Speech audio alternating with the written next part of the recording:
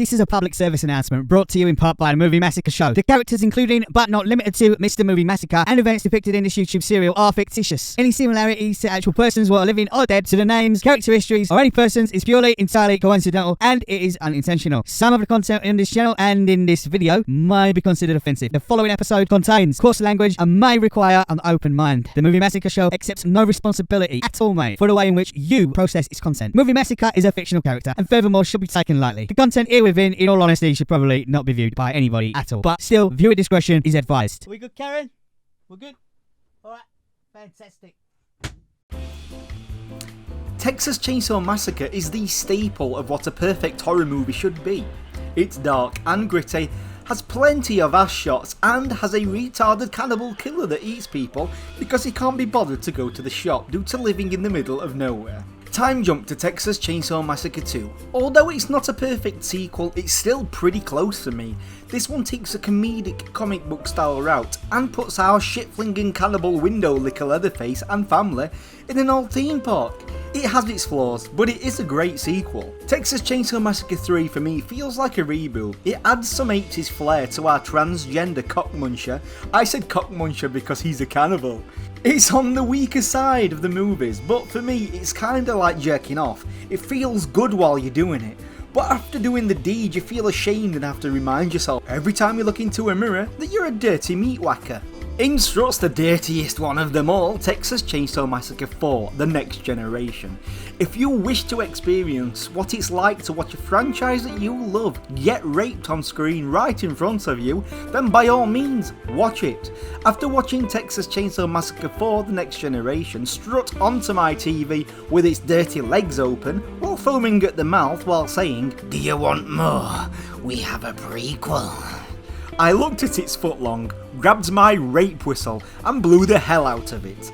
While viewing the prequel Leatherface, halfway through the film I decided to pull my pants back up, put my rape whistle down, as I actually enjoyed this one. But what did I think of Texas Chainsaw 3D?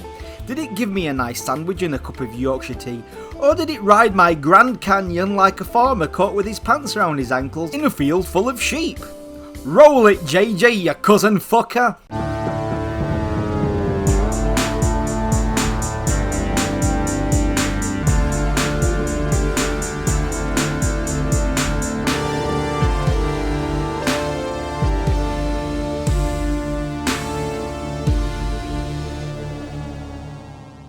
Texas Chainsaw 3D beats the hell out of the sequels like it's a ginger-haired stepchild. It disregards every movie because it's ashamed of its accomplishments and kicks off with a quick recap of the original. The final girl escapes and an angry mob burn the house down with the Sawyers in it. Just like a child born from incest, this movie's life is already ruined as the house from the original that is responsible for providing a disturbing atmosphere is destroyed, along with the family from the first movie. How do they try to bring interest to the movie now that they've milked the shaft dry of everything that was interesting about the franchise? Easy. Lionsgate think you're just as retarded as that poofling in Leatherface, and they just throw in Alexandra Daddario and some sexy black muscle. Screw a good story, just throw pretty people in so you can lust while you're forgetting you're watching Leatherface take it in the chocolate alley by rich old men.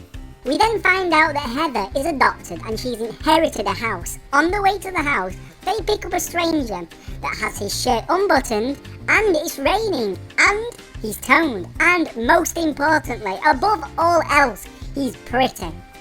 If you're noticing a pattern here, it's because you are. Remember, you have a short attention span and you don't deserve a good story.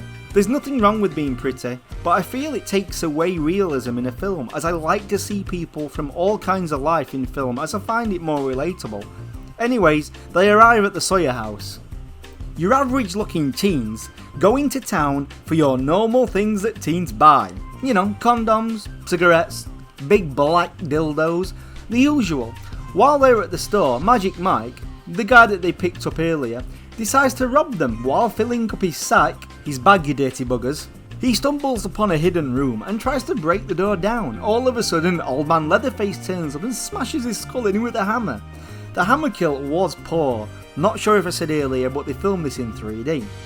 Anyways, the hammer kill was poor and was about as 3D as a flat floppy chub trying to get hard while eyeballing a picture of 3 elderly men in the 90s having a super fun splash party at Bill Cosby's house. Meanwhile, Heather's friend Nikki seduces Heather's boyfriend, and we find out earlier that they slept together. I guess the saying is true, once you go black you never turn back.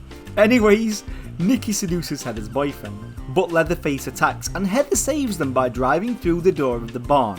Those cheating smuckers get in the car and they quickly drive away, but they crash the car. The cheating naughty naughties get taken down by Leatherface. Heather runs off to a local fairground and Leatherface gives chase and eventually runs away when a local cop turns up, saves Heather and takes her to the Popo station.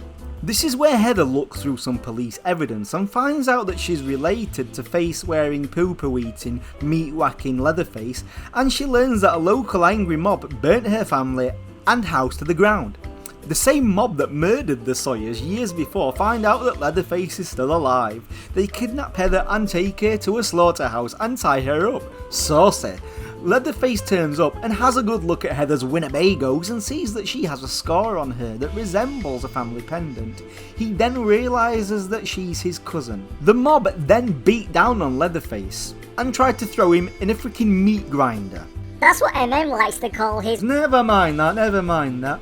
Heather turns up, slides a chainsaw towards Leatherface and says the laziest, cringiest word in cinematic history. Do your thing, cuz. Leatherface then mashes the bad guy up, but he's really a good guy, isn't he? He's just trying to kill a cannibalistic maniac. How can we make Leatherface scary again? Let's make him heroic. Rape whistle, stop, just stop. Not only is he mentally challenged, the guy can't walk anymore, you fucked him enough. Just let the franchise die. Anyway, Heather then takes her cuz home and locks him in a cellar. Then, this abomination of a movie ends. Texas Chainsaw Massacre the original is so good that it makes me sweat like a blind lesbian at a fish market. But Texas Chainsaw 3D is a loveless product from people that have ownership of Leatherface and pimp him out for top dollar so people can open up Leatherface's cannibalistic gravy train so they can ride the franchise dry. So they can use Leatherface like a piece of meat. And guess what? There's another one on the way that ignores all the previous movies. Then after that, they'll do it again. Then we'll get Leatherface in space and Leatherface in the hood. Watching this movie made me feel like my tight arse had been exposed to notorious pedophile Jimmy Savile. You think Jim's gonna fix it, but it really isn't gonna get fixed, it's just gonna get much worse. For my American friends, just Google Jimmy Savile, Jim will fix it. Anyway, it was shit. Overall, the movie looked great. The look of Leatherface for me is serviceable, but the plot was about as much use as an ejector seat on a helicopter. Leatherface is supposed to be feared. Putting him in a situation where he has to be heroic is an idea so bad that it makes giving a sucky to a chainsaw feel like a good idea. Texas Chainsaw 3D lacks everything that made the original iconic. They simply tried to get asses into seats by adding attractive people, when all they had to do was put effort into a story that makes Leatherface scary again. Honestly, I don't think that's too hard to do. I feel like the remake did a good job, but like those goats in the shed, it's just too tempting not to milk dry. Anyways, what did you think of Texas Chainsaw 3D? Let me know down below, as I love chatting with you. You made it this far, so you may as well hit like and subscribe. We'll be back soon with a phenomenal day. Now get fucked, go into something that makes you happy. See you.